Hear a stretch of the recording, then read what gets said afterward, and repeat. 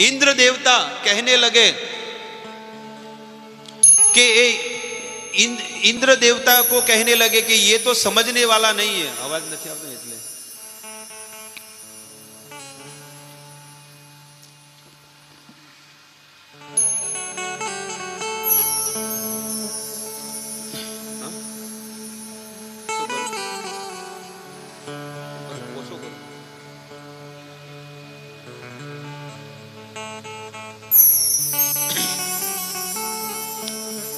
भगवान पृथु महाराज को कहने लगे कि इंद्र तो समझने वाला नहीं है।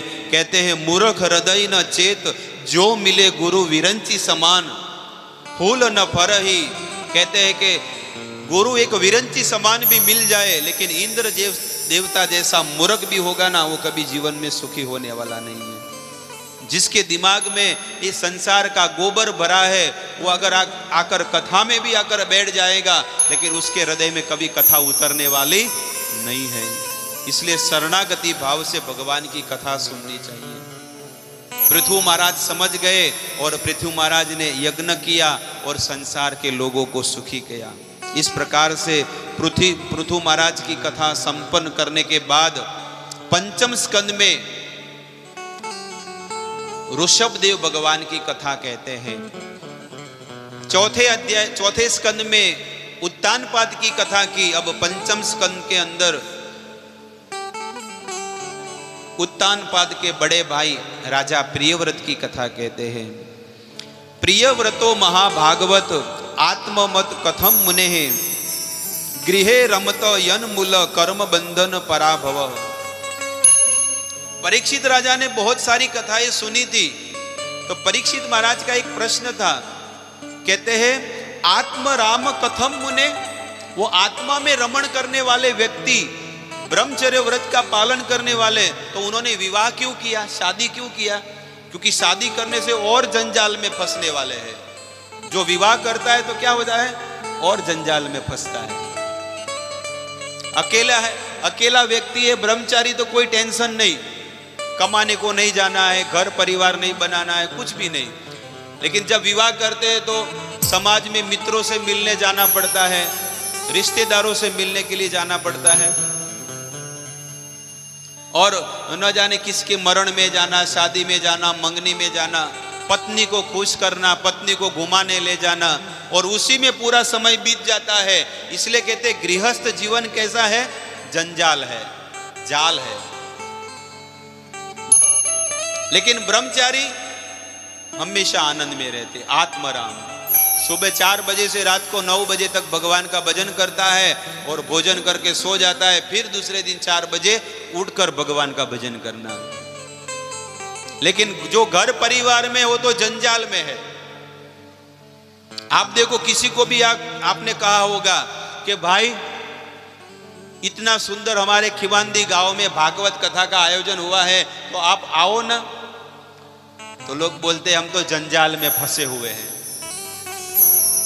जाल में फंसे हुए हैं हम सब लोग, क्या करें।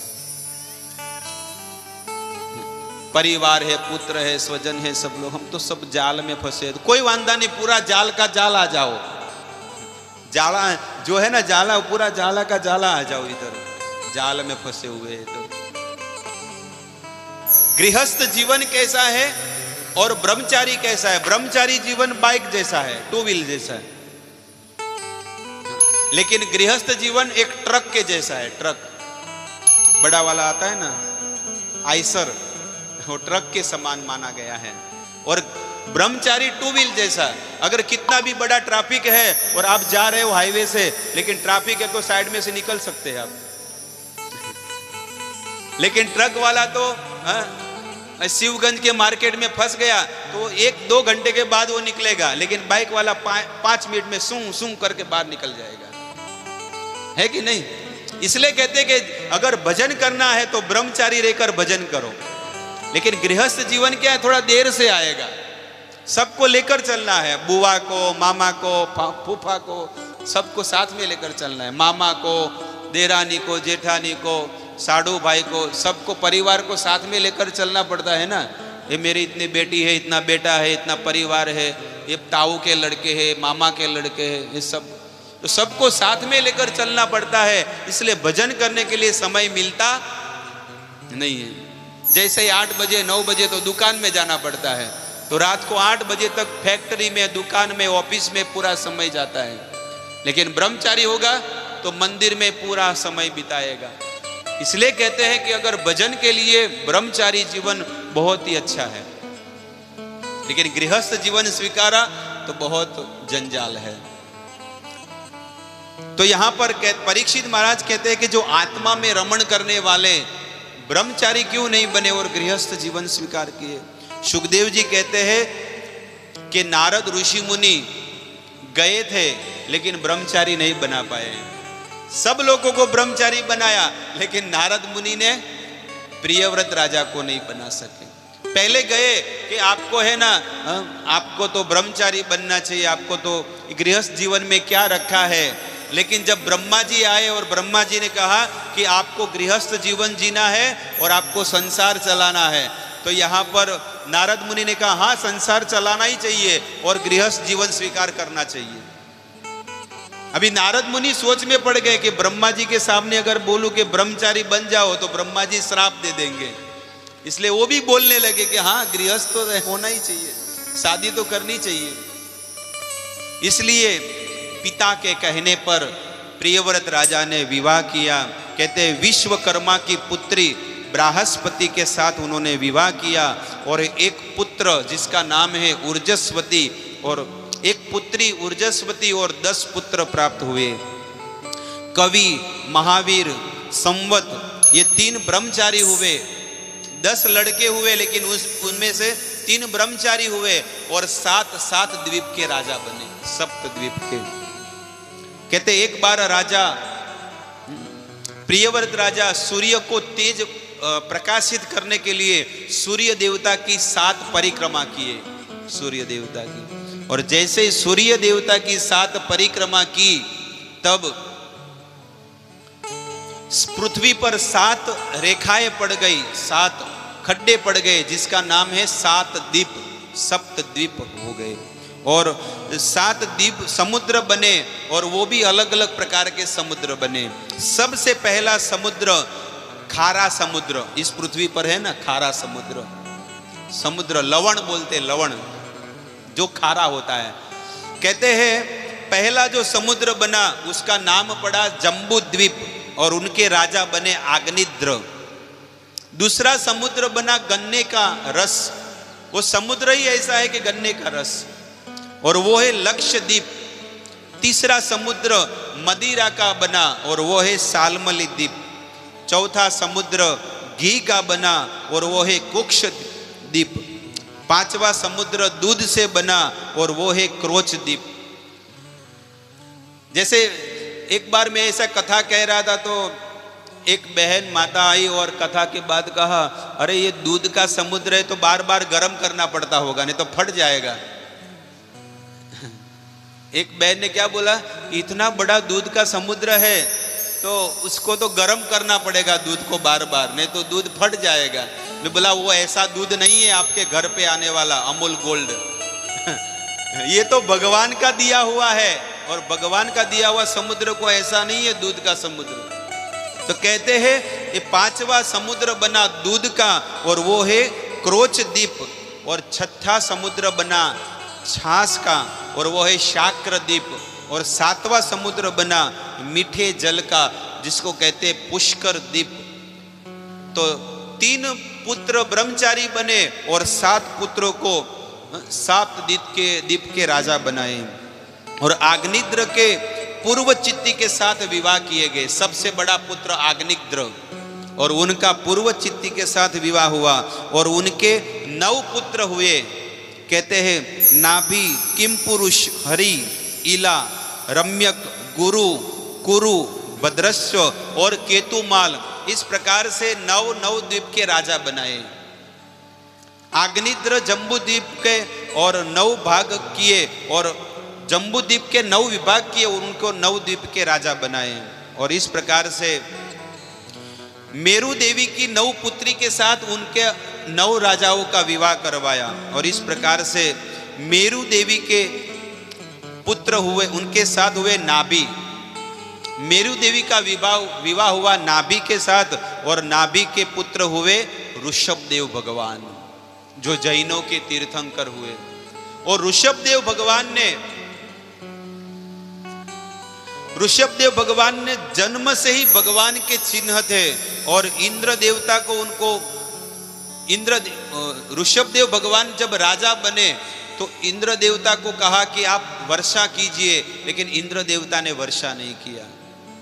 तब ऋषभदेव भगवान ने अपनी योग शक्ति से पृथ्वी के सभी जीवों को तृप्त किया और वर्षा किया।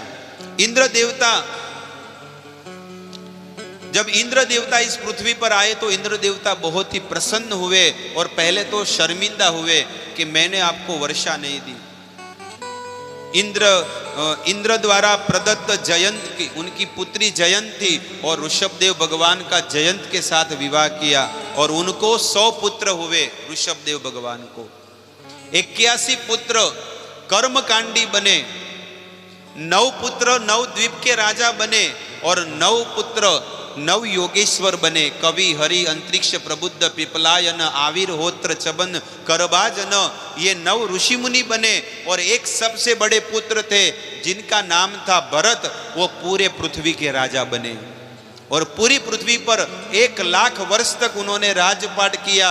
इसलिए उनके नाम पर पहले उनका इस पृथ्वी का नाम था अजनाब वर्ष, लेकिन भरत राजा ने बहुत ही सुंदर राजपाट किया, इसलिए इस पूरी पृथ्वी को भारत के नाम से जाना जाता था। इस प्रकार से भरत राजा बहुत ही परम पवित्र जीवन जिए, और भरत महाराज ने सोचा कि अब मेरा जीवन का अंत समय अर्थात बुढ़ापे का समय आ रहा है, इसलिए मुझे वन में जंगल में जाकर भगवान का भजन करना चाहिए। अपने पुत्र को सब कुछ राजपाट सौंपकर महाराज भरत जंगल में गए। कहते भक्ति के 9 स्तर होते हैं। आदो श्रद्धा, साधु संग, भजन क्रिया, अनर्थ निवृत्ति, निष्ठा, रुचि, आसक्ति, भाव और प्रेम। ये भौतिक भक्ति के 9 स्तर होते हैं, लेकिन भरत महाराज भक्ति के 8वें स्तर तक पहुंच गए थे। भाव, भगवान के भक्ति में भाव उत्पन्न होते थे अलग अलग प्रकार के। अपने घर पे रहकर, परिवार में रहकर भी भक्ति के 8वें स्तर पर पहुंचे थे। हमें भी कोशिश करनी चाहिए, प्रतिदिन, प्रति महीना, प्रति क्षण हमें ये कोशिश करनी चाहिए कि हमारे जीवन में भी भक्ति आए, भगवान के प्रति प्रेम हो। सबसे पहला स्टेप है, स्तर है आदो श्रद्धा। भगवान में क्या होनी चाहिए? श्रद्धा होनी चाहिए। और दूसरा स्टेप है तत साधु संग, और दूसरा स्टेप है भक्तों के संग में रहना चाहिए। तीसरा स्टेप है भजन क्रिया। आदो श्रद्धा, साधु संग, भजन क्रिया, और भक्तों के संग में रहकर क्या होगा? भजन क्रिया होगी, भजन क्रिया।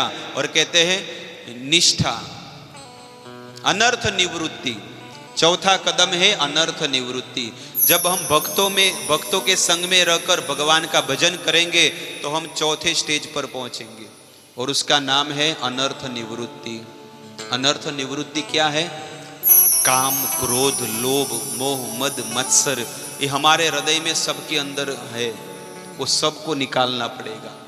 ये सब कुछ निकल जाएगा तो हम चौथा स्टेज पार कर पाएंगे, फिर 5वें स्टेज पर हम पहुंचेंगे। भगवान में निष्ठा होगी, भगवान में विश्वास और बढ़ेगा, और हम भक्ति के लेवल में आगे बढ़ेंगे। फिर भगवान की